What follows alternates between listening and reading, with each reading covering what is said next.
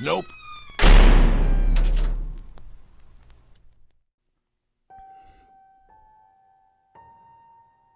When I was younger, I had 3 best friends. I'll just call them Lucas, Joseph, and Alex. My name is not important. I made friends with these 3 because we all lived in the same neighborhood. The area was an isolated oval of about 200 townhouses, a pool, and a small playground. I was the oldest, having a year and a month on Lucas and nearly 2 years on Joseph, but it didn't matter.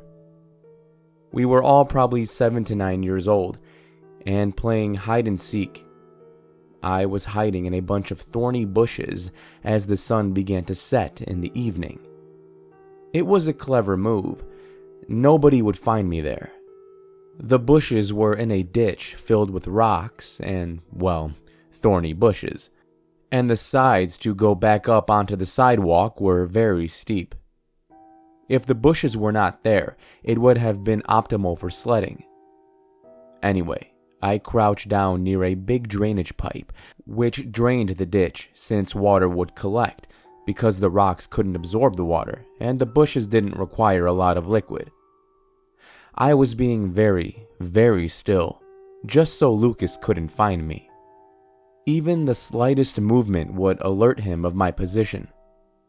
I held my breath as I heard footsteps approaching on the sidewalk above. Then I realized it was 2 sets of footsteps. I peeked a glance. In the dying, but not dim light, I could see an old woman walking with a little boy. I recognized the woman. She creeped me the hell out. She was tall and stood straight. Seemed normal, I guess, but my gut told me something was off about her, so I'd always avoid her when I can. I'd never seen her with anyone before. So who was this boy? I figured he was just her grandson, and they had gone for an evening walk. It was nice outside that day after all, but I remained still. Oh, so very still. That was the first time I noticed her, the old woman, doing something weird.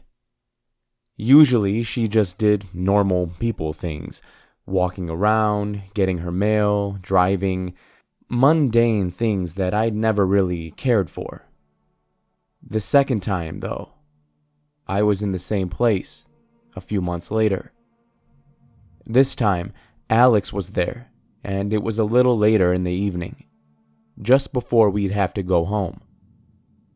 We had seen a black cat dart into the pipe, so we went to investigate. We watched the feline trot down the depths of the pipe.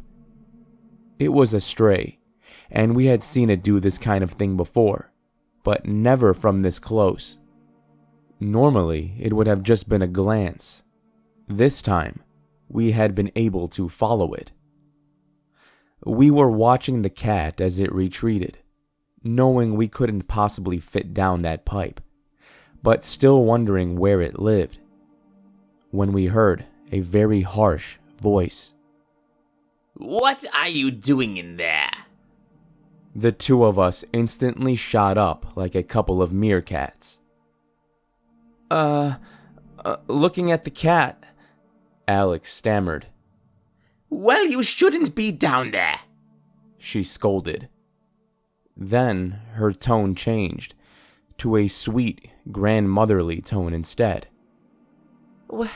"Why don't you come inside? I have cookies." Needless to say, the 2 of us bolted home, freaked the hell out. Now, I haven't seen her in years, and I didn't piece everything together until now. It's been many years, like I said. Lucas has moved to Arizona. Joseph moved to a different country entirely. Alex is still living with his parents in the same neighborhood. As for me, I'm in college now, researching for a paper about serial killers for my criminal justice class. This was when bits and pieces started to form. I still remember once, when I was 10 years old, I dared Joseph to climb a tree in order to spy on the old woman in her yard. It was uneventful for the most part, except that Joseph was confused when he came down to report what he had seen. Why would she need a machete? "What's that?" I asked. It's like a knife, but longer, he explained. Huh, I don't know. Now, I realized what it meant.